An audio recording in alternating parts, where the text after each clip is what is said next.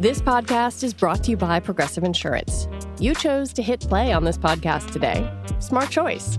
Make another smart choice with Auto Quote Explorer to compare rates from multiple car insurance companies all at once. Try it at Progressive.com. Progressive Casualty Insurance Company and Affiliates. Not available in all states or situations. Prices vary based on how you buy. Ryan Reynolds here from Mint Mobile. With the price of just about everything going up during inflation, we thought we'd bring our prices down. So to help us, we brought in a reverse auctioneer, which is apparently a thing. Mint Mobile Unlimited Premium Wireless. How to get 30, 30, bit to get 30, bit to get 20, 20, 20, bit to get 20, 20, bit to get 15, 15, 15, 15, just $15 a month? Sold! Give it a try at mintmobile.com/switch. $45 upfront payment equivalent to $15 per month. New customers on first 3-month plan only. Taxes and fees extra. Speed slower above 40 gigabytes. See detail. Just a quick heads up that there is a little bit of swearing in this episode. Okay, here's the show.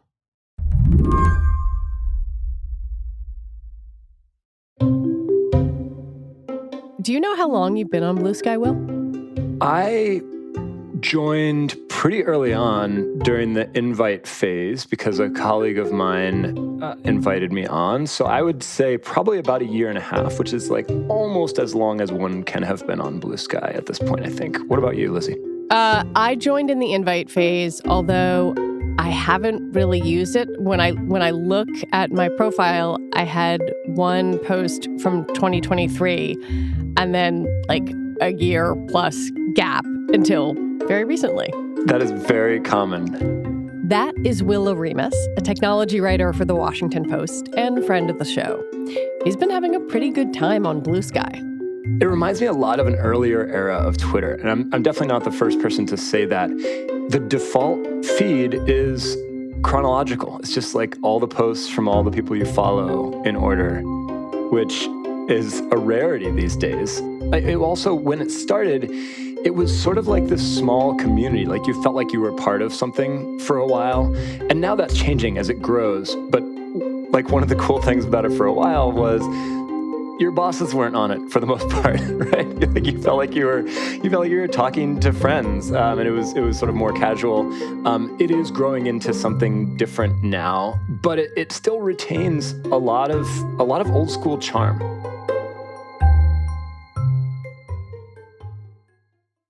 Yeah, it feels a little bit, I would say in the past week, like I've walked back into some party with a bunch of old friends. Yeah, right. Yeah, so you walked into that party when it was just your friends a year and a half ago, and then you left. And then you came back, and now your old friends are there, but it's also like grown, right? Like there's all these other rooms because it has been completely booming in terms of the user base. In the weeks since the election, Blue Sky has seen its users nearly double, going from 13 million people in October to at least 22 million at the time of this recording. But that kind of growth has come with some pains. Blue Sky's COO says its 20-person team is in firefighting mode, racing to get more servers to keep up with the demand. And meanwhile, its competitors, both X and Threads, have noticed its success and are contemplating some big moves to take it down. Today on the show, Blue Sky has become the poster child for post-election posting. But is it all blue skies ahead for the social media upstart? I'm Lizzie O'Leary, and you're listening to What Next TBD, a show about technology, power, and how the future will be determined. Stick around.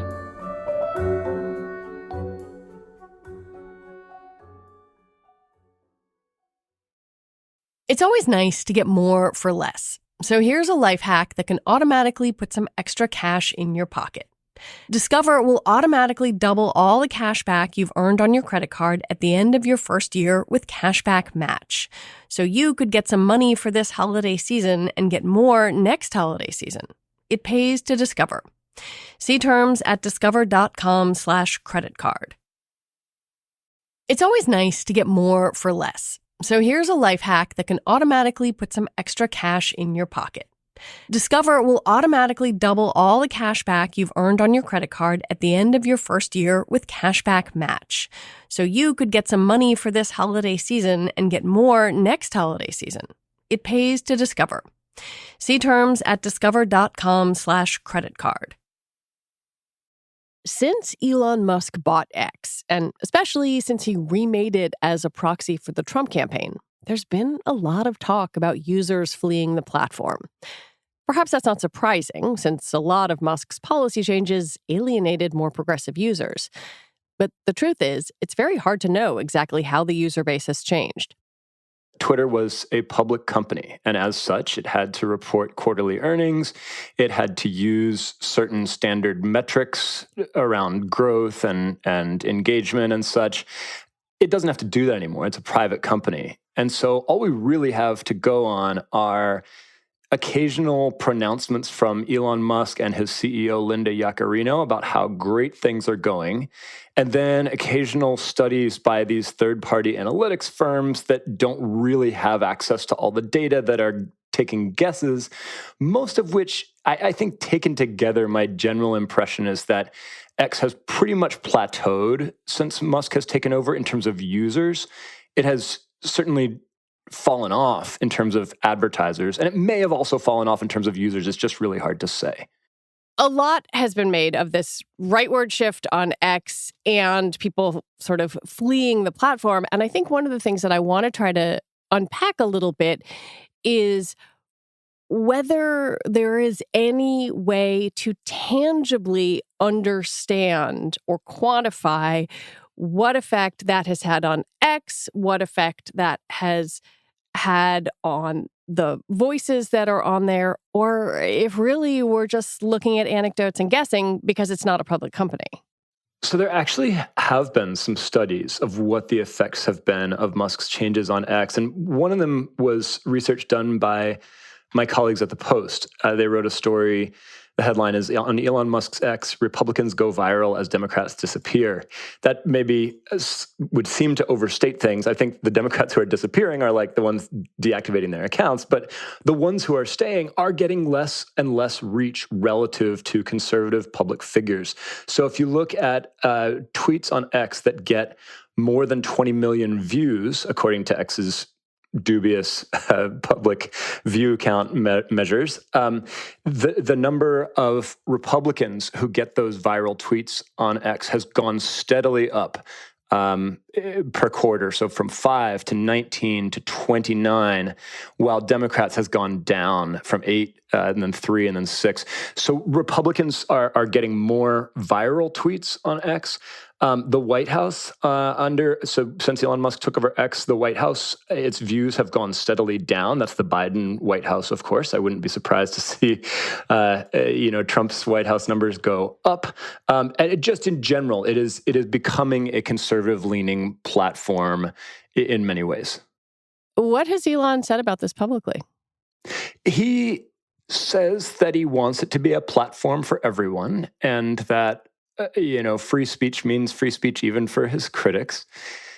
Those claims are sometimes undermined by his actions, like literally blocking some of his critics. I mean, he had said when he took over X that, that even my worst critics should be able to be on here, and even that account I hate that tracks my private jet around can stay. And then a few weeks later, he changed that rule. It's like, actually, they can't stay. And not only that, but everybody who retweets them is getting kicked off as well. So he pays some lip service to sort of free speech for both sides. Certainly he would love for everyone to be on X, but his actions have made pretty clear that one side is more welcome than the other.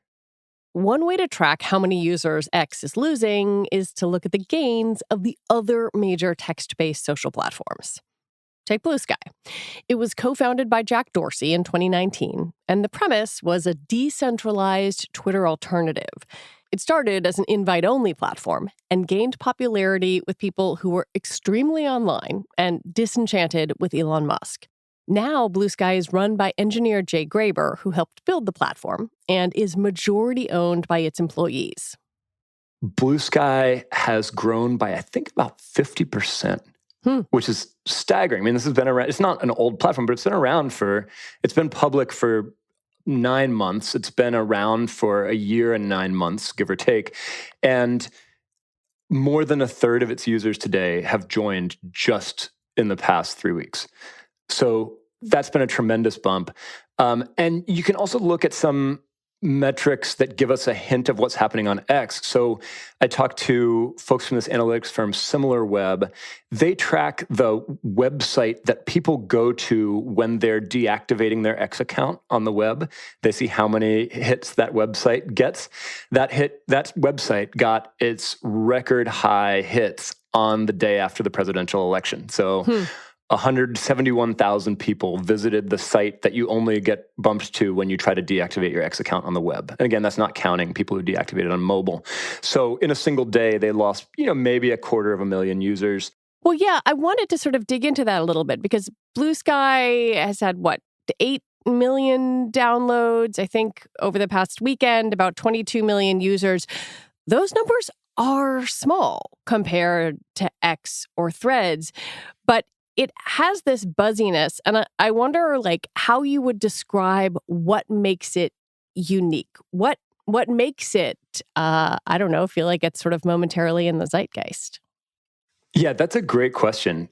So right at the time that Blue Sky was getting all this press for adding 1 million users a day after the election, Threads came out and they were like, hey, we added an entire Blue Sky's worth of users in the past month. So come on, give us some credit. We're still out. We're not only way bigger, 10 times the size in terms of registered users, more than 10 times, but we're also growing faster.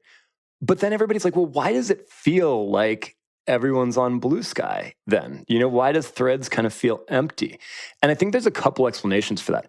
One of them is that there is a certain emptiness to the metrics on Threads because if you've ever used Instagram, as many people have, you get served some Threads posts right in Instagram. And it kind of encourages you. You could end up on Threads without even meaning to while scrolling through Instagram. And so, boom, there's a new Threads user. But are they ever did they use it on purpose? Are they ever going to use it again? Are they actually going to post anything on there? Who knows, right? Whereas when somebody takes the trouble to sign up for Blue Sky, it was on purpose. And they usually tend to stick around and try it out for a while. So I think I have a suspicion that a lot of those Blue Sky users are much more active than a lot of the Threads users are. Active posting about things like the election, something Meta deliberately chose not to emphasize. One of the reasons I think Blue Sky has had the momentum since the election is that Meta made this decision quite a while ago to downplay hard news and politics across all its platforms because it just didn't like getting yelled at all the time and hauled into Congress and threatened and blamed by the left for misinformation and blamed by the right for censorship. So it was like, we're just going to be a place to connect with your friends. But the thing is, during the 2024 election, a lot of people wanted to be talking about politics. It was a really important thing. And so the idea, even though the actual mechanisms by which Meta suppresses political posts in my experience, don't work all that well, just the idea that they don't want to be a place for politics. They also have really blunt moderation algorithms that take down your posts if you say the wrong thing. It just turned off a lot of people. And then Mark Zuckerberg was part of this chorus of tech CEOs, billionaire tech CEOs, including the owner of my company, Jeff Bezos, disclosure, who were really congratulatory toward Trump. And he said a lot of positive things about Trump. And so if you were leaving X because you were upset about Musk being so pro-Trump, all of a sudden Threads started to look like a less appealing alternative. And all of which is to say that the people going to Blue Sky are people who are highly engaged. They're interested in news and politics. A lot of media types are going there because Blue Sky doesn't throttle links out to your website. And so you just get a crowd on there that tends to generate buzz, and I think that's part of why it feels so buzzy.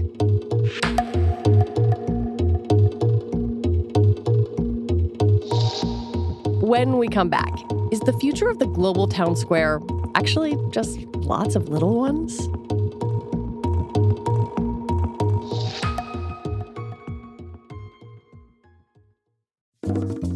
This podcast is brought to you by Progressive Insurance.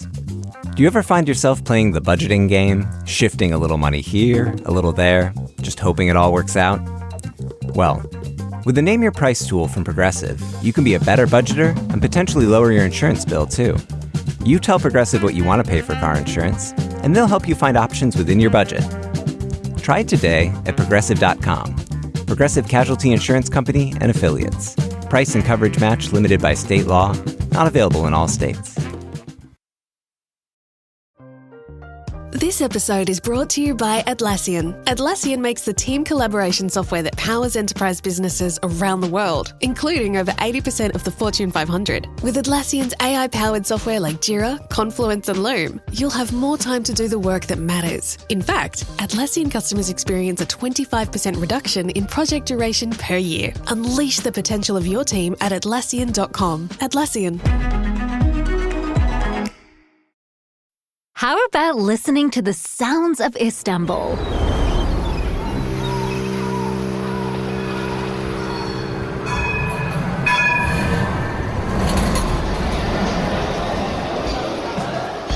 Beautiful, isn't it? But you can't discover the coolest city in the world just by listening. Check istanbul.goturkiye.com now and plan your Istanbul trip today. One of the things that I find interesting is that Blue Sky has kind of doubled down on content moderation in some ways. They had all these users come to the platform, and the company told Casey Newton over at Platformer they have quadrupled their content moderation team. And there was a person at Blue Sky even posting saying, look, we might even overdo it on some of the content moderation right now, but we'd rather do that than underdo it.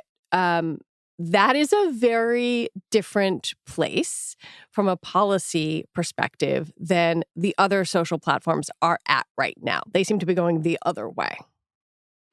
Yes. And I don't want to give Blue Sky too much credit here. Their human moderators are mostly contracted. Casey Newton at Platformer reported that they have gone from having 25 contracted human moderators to 100. That is laudable, I suppose, but still a tiny number for a network with now 22 million people, a lot of whom are active, as we've discussed. But I think the bigger issue on Blue Sky that people like is that they have these user control features that really seem to work. Before the election, Blue Sky got a surge of users from X because X changed how blocking works. It used to be that if you blocked somebody on X, they couldn't see your posts anymore. Yeah. Musk changed that so that they can still see your posts. They just can't, if they're public, they just can't interact with them. A lot of people really didn't like that. One of the reasons people block on X is because somebody is stalking them or harassing them.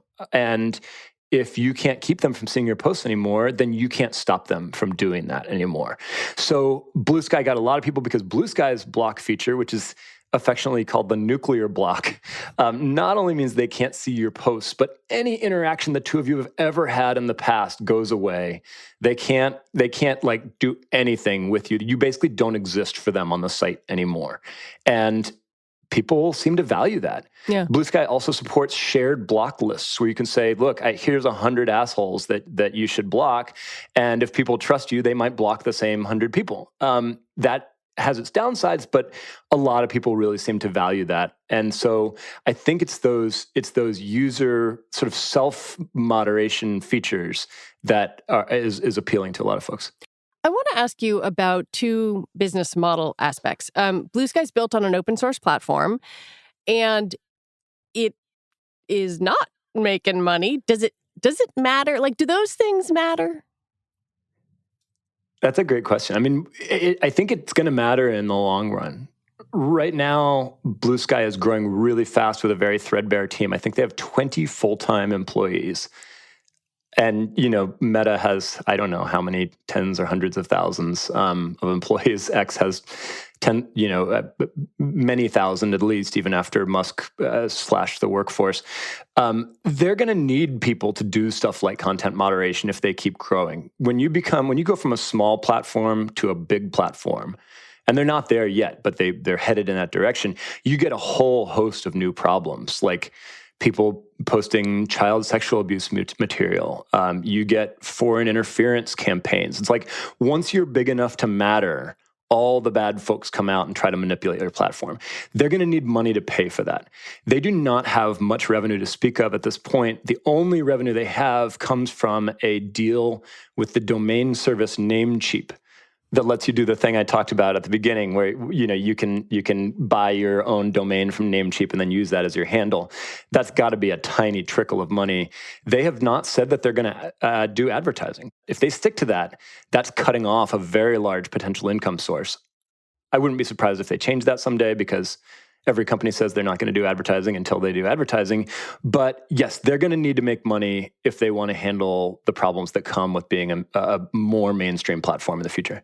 I'm just looking at the two big text-based alternatives to X, right? So you've got Blue Sky, which we've been discussing in detail. You've got Threads, which we talked about. And they're kind of like inverses of one another right now. Threads comes from Meta. It comes from this enormous, well-capitalized company with a tremendous amount of infrastructure. Blue Sky is in many ways the opposite of that. And what I can't entirely figure out is whether those two companies are competitors or whether they are complementary to one another. Because when I go on Threads, it's just like people arguing about whether you were right or wrong to take your child to the grocery store with you. It is not, I want to talk about this attorney general pick. That's a great point. I could imagine them being complementary, or at least competitors with somewhat different focuses or niches in the long run. Threads is mostly people who came over from Instagram and were curious about it. And that's not the same crowd of people who are flocking to Blue Sky to talk politics or to talk about, with their climate change research community, or to talk with people who love foraging for mushrooms. Like, there's all these weird interest communities. I mean, it's nerds, right? Like, let's be honest. Yeah. Like, Blue Sky's a bunch of nerdy people, and Threads is mostly a bunch of normal people, and so they do have very different flavors. But It is telling that Meta doesn't seem to see them as complementary, because we wrote on Saturday about how Meta has taken a flurry of steps to try to respond to the rise of Blue Sky. So out of one side of its mouth, Meta is saying, oh, these guys are, we're so much bigger. Why are you paying attention to them? But then on the other hand, they're making change after change after change to try to mimic the things that people love about Blue Sky. They added these custom feeds where you can create your own feeds for your algorithm and change which one you use. They have made it so you see more posts from people you follow instead of from random strangers who disagree with you about, airline, people leaning their seatbacks on the airline or whatever. And then after we wrote that piece on Saturday, Meta doubled down. Mark Zuckerberg was like, "Hey, we're gonna try this idea of letting people just see a chronological feed of all the posts from people they follow. Well, we'll see what people think about that." Like, he presented it as if it's this novel idea. Of course, the power users of Threads have been screaming for that from the beginning, and Meta was like, no, data says you're wrong. Most people don't want that. And now they're like, oh, actually, let's give that a try. So Meta clearly sees Blue Sky as a threat. Well, where I'm going with all of this is whether it matters. In some sort of capital M way, whether different communities around the country, around the world are talking to one another or are talking on their own platforms. Like, if it's a bunch of libs on Blue Sky, are they in an echo chamber? Or, like, are we past an era of social media where everybody's in the same place? That is a great question. I do not know the answer.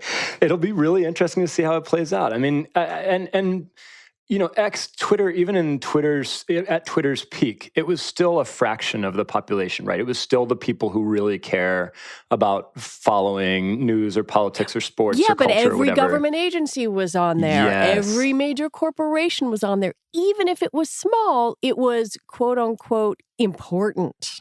Yes, absolutely. It was these analogies to the public square are fraught in so many ways that I hesitate to even say it. But there were aspects of Twitter that aspired to be a sort of digital public square.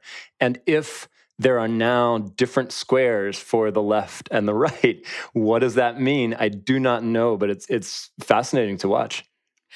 I mean, maybe that's why Should You Take Your Kid to the Grocery Store is actually the one that has the most users. Maybe in the long run, Threads doesn't need to worry so much because most people actually don't want to be, yelling about politics with their fellow ideologues all day. I do think that at least the social networks on the right, the ones that sprang up when conservatives were discontented with Twitter, right? The Truth Social and Gab and Rumble, and I can't even remember all their names. They still exist. Like they still have their communities who like being on there, who like being in their quote unquote echo chamber. They haven't gone big because I think most people probably don't want that. So it'll be really interesting to see. I mean, I've seen conservatives migrating over to Blue Sky lately. They want to troll the libs. They want to. There's a Libs of Blue Sky account now on X that's like the equivalent of Libs of TikTok. So I do think there's maybe more of a chance for something like Blue Sky to cross the aisle a little bit, but.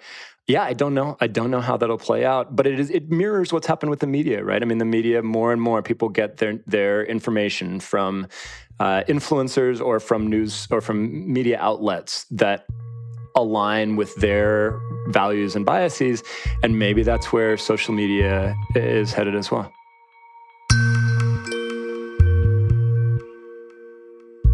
Will Oremus, as always, it's great to talk to you. I enjoyed it. Thanks, Lizzie. Will Oremus is a tech reporter for The Washington Post. And that is it for our show today. What Next TBD is produced by Evan Campbell, Patrick Fort, and Cheyna Roth. Our show is edited by Paige Osborne.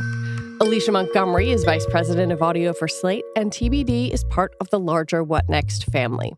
And if you like what you heard today, the single best way to support us is by joining Slate Plus. You get all your Slate podcasts ad-free, including this one. We'll be back on Sunday with another episode about the tech threat to planes that you probably don't even know about. I'm Lizzie O'Leary. You can find me on Blue Sky at Lizzie O'Reilly. Thanks so much for listening.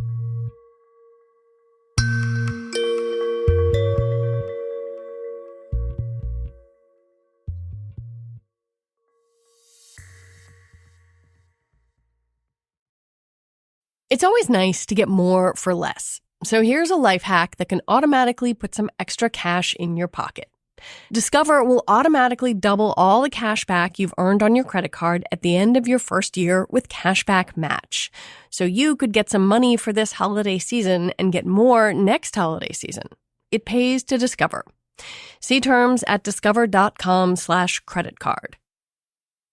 Are you ready for more independence as a financial advisor? Are you ready for more growth and control over your future? The Independent Registered Investment Advisor, or RIA, model might be right for you. There are many paths to independence, and Schwab Advisor Services has helped thousands of advisors make the move with confidence. From defining your vision to successfully transitioning your clients, Schwab helps you build your roadmap to independence. To find your path, start with Schwab Advisor Services at advisorservices.schwab.com/paths today.